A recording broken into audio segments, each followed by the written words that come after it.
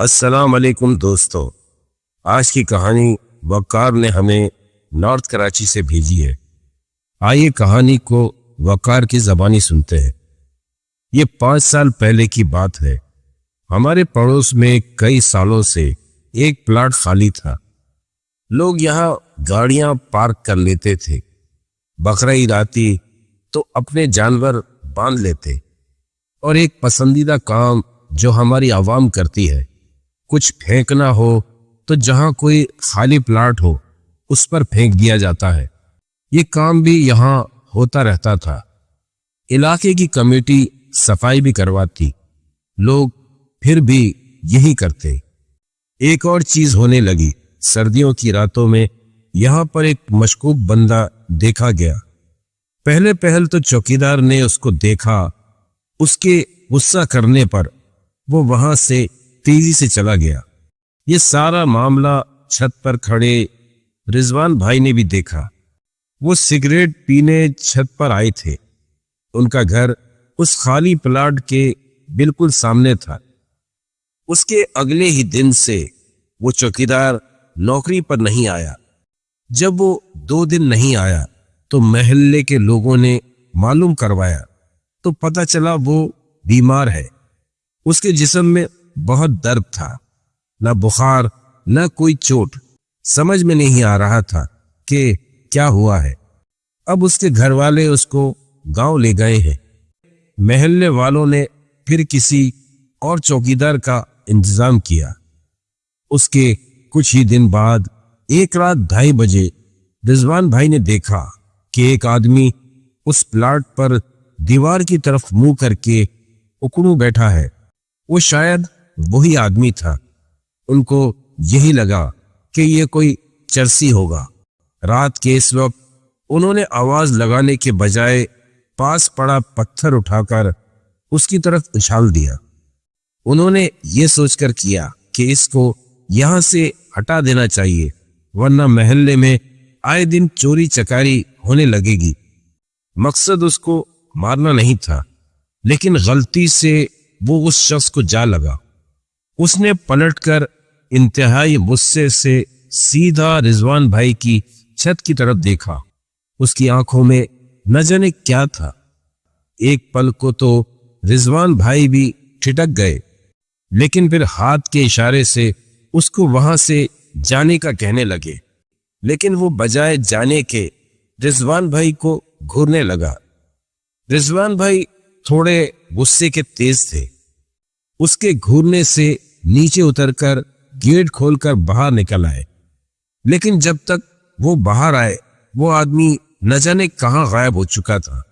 اگلی صبح رضوان بھائی کے گھر کے دروازے پر ایک مری ہوئی بلی پڑی تھی، جس سے بے تحاشا بو آ رہی تھی۔ ایسا لگ رہا تھا کسی نے اس کو مار کر پھینکا ہے۔ صبح محلے میں شور مچا۔ کچرے والا بھی اٹھانے کو تیار نہیں تھا۔ رضوان بھائی نے اس کو 500 روپے دیے تو وہ لے کر گیا۔ اگلی صبح پھر گلی میں ایک ہنگامہ اٹھ کھڑا ہوا۔ رضوان بھائی کے دروازے پر ایک بدبودار مری ہوئی بلی پڑی تھی۔ اب تو لوگ حیران ہی نہیں، پریشان بھی تھے۔ کچھ دیر شور ہنگامہ رہا، تحقیقات ہوئیں، لیکن نتیجہ کچھ نہ نکلا۔ پھر رضوان بھائی نے اتری شکل کے ساتھ 500 روپے کچرے والے کو دیے، اور کچرے والے کی تو چاندی ہو گئی۔ اب محلے کی کمیٹی بیٹھی، میٹنگ ہوئی، پتہ تو چلے یہ کس کی شرارت ہے۔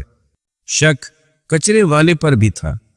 تیسرے دن صبح سے فجر تک رضوان بھائی اور کچھ اور لوگ چوکیداری پر لگ گئے۔ نہ گلی میں کوئی آیا نہ گیا۔ جیسے ہی روشنی پھیلی بدبو پھیل گئی۔ پھر ایک ادھم مچا کہ رضوان بھائی کے دروازے پر پھر سے بلی مری پڑی تھی۔ اب تو کسی شک و شبے کی گنجائش نہ تھی۔ یہ یقیناً کوئی جادو یا کوئی اوپری چیز ہے۔ ہر کوئی اپنے حساب سے مشورے دے رہا تھا، اور پھر کسی کے مشورے پر محلے کا وفد کالے پل پر بیٹھنے والے کسی بابا کے پاس جانے کے لیے تیار ہو گیا۔ یہ لوگ وہاں گئے۔ ان کی بدقسمتی وہ بندہ کوئی ماہر نہیں بلکہ ڈھونگی بابا تھا۔ اس نے ان کو غلط راستے پر لگا دیا، اوٹ پٹانگ تعویذ جلانے کو دیے۔ اس کا کہنا تھا رضوان بھائی کا کوئی چھپا ہوا دشمن ہے جو ان پر وار کر رہا ہے، ان کو اپنا بچاؤ کرنا چاہیے، اور اگر یہ نہیں کیا تو بھاری نقصان اٹھانا پڑے گا۔ اب یہ بیچارے کیا جانتے تھے کہ نقصان تو اب ان کا ہونے والا ہے۔ جیسے نیم حکیم خطرہ جان ہوتا ہے، ایسے ہی ایسے عامل معاشرے کا ناصور ہے جو صرف پیسہ بٹورنا جانتے ہیں۔ اس کی ہدایت پر عمل کیا گیا، لیکن چوتھے دن کا سورج کچھ اور لے کر آیا۔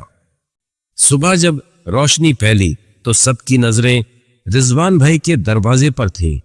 رضوان بھائی کے گھر کے دروازے پر کچھ نہیں تھا۔ سب خوش ہو گئے، چلو اچھا ہوا، جو بھی مسئلہ تھا اس سے جان چھٹی، اور کالے پل والے بابا کی بھی واہ واہ ہو گئی۔ سب سے زیادہ خوش تو رضوان بھائی تھے۔ بیگم کو اچھا سا ناشتہ بنانے کا کہہ کر نہانے چلے گئے۔ ابھی وہ نہا کر نکلے ہی تھے کہ اسی منحوس بدبو نے ان کا استقبال کیا۔ بیگم اور بچے ناشتہ کرنے بیٹھے تھے۔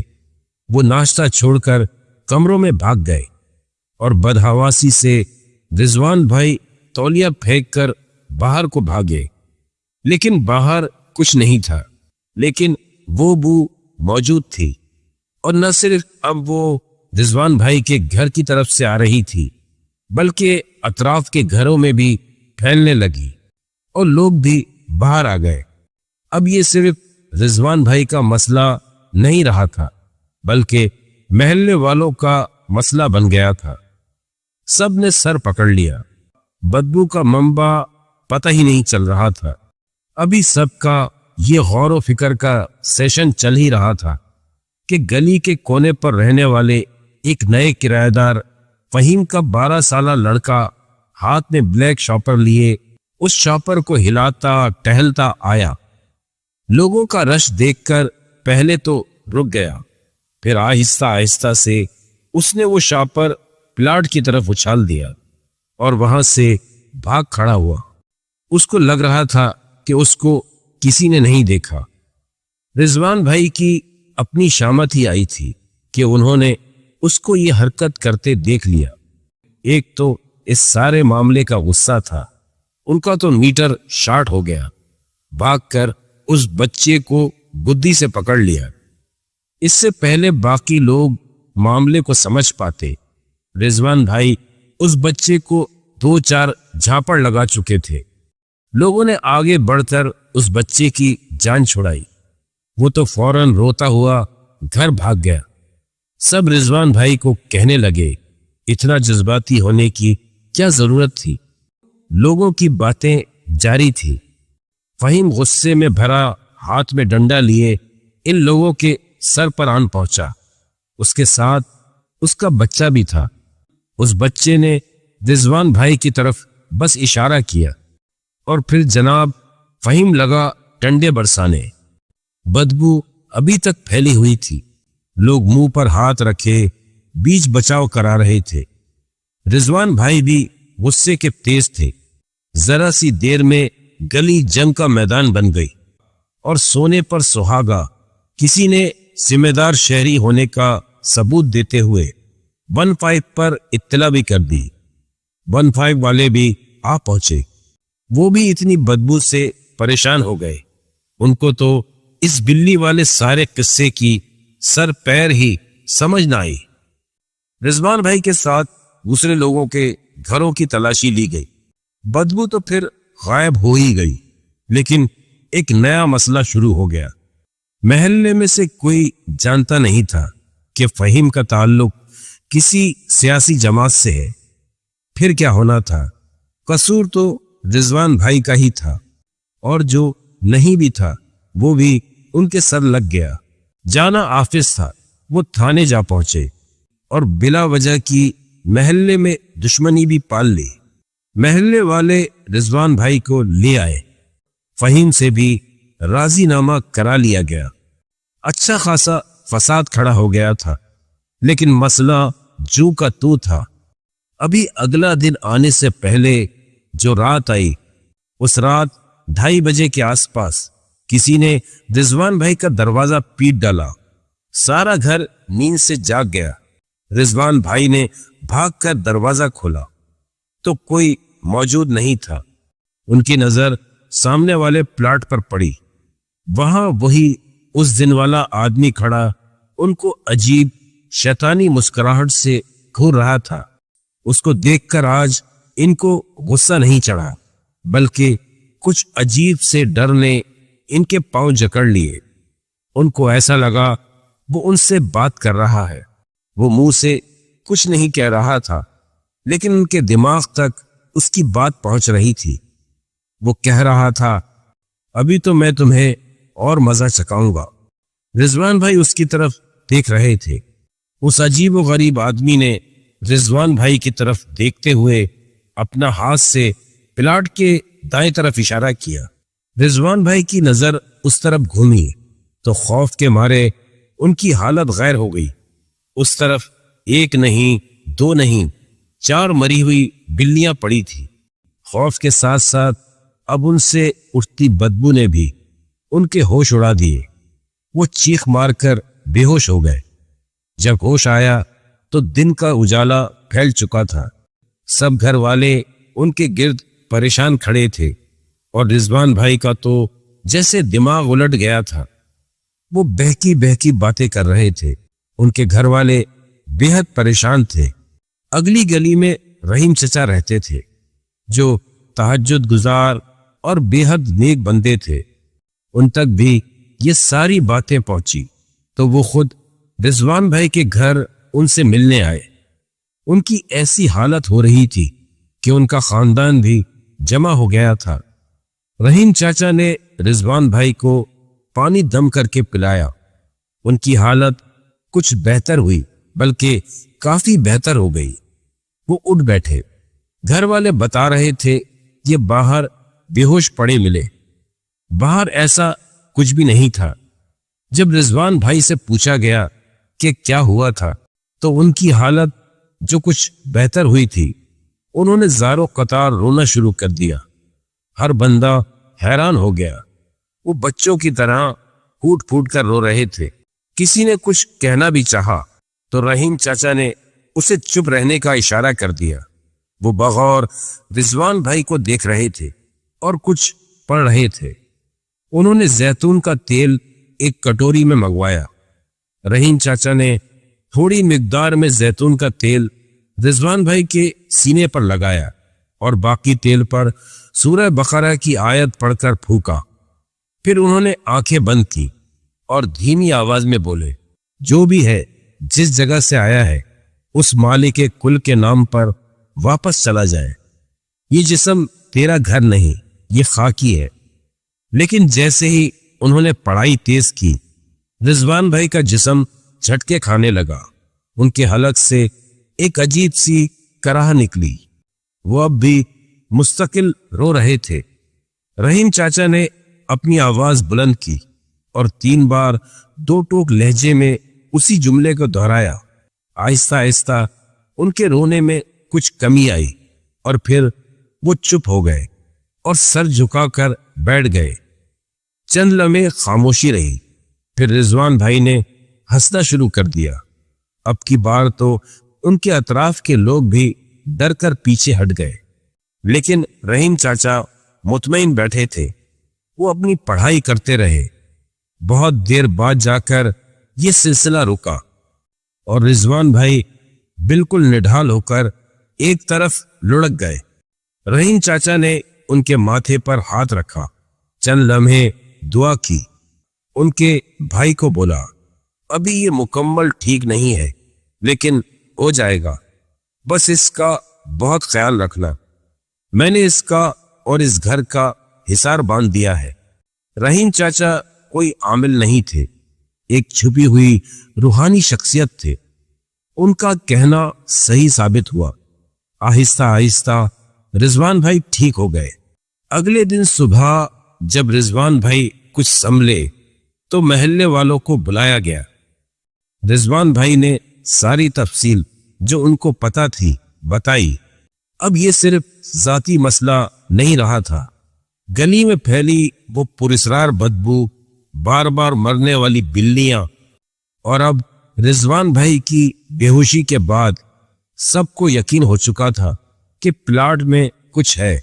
رحیم چاچا نے محلے کے چند بزرگوں کو ساتھ لے کر فیصلہ کیا، ایک تو اس پلاٹ پر کوئی کچرا نہیں پھینکے گا، دوسرا اس کے مالک کا پتہ لگایا جائے۔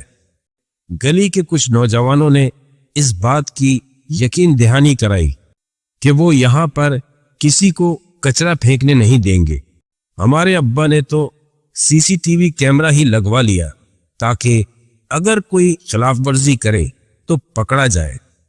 یہ پلاٹ تھا بھی ہمارے گھر کے برابر، زیادہ مسئلہ ہمیں ہی ہوتا تھا۔ بہت معلوم کرنے پر بھی اس کے مالکان کا پتہ نہیں چل پایا۔ اس بات کا اب سب کو اندازہ ہو گیا تھا، یہاں کوئی مسئلہ ہے۔ جب تک پتہ نہیں تھا تو باتیں نہیں تھی، اب جب پتہ چل گیا تو پھر کچھ سچی جھوٹی باتیں بھی سننے میں آنے لگی۔ اس پلاٹ کے پیچھے 3 منزلہ گھر ظہیر کا تھا۔ اس کا کہنا تھا وہ مغرب کے وقت اپنی چھت پر کھڑا تھا، اس نے کم از کم 15 سے 20 لوگ اس پلاٹ کی طرف آتے دیکھے۔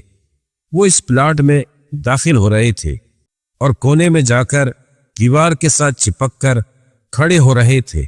دیوار ظہیر کے گھر کی تھی۔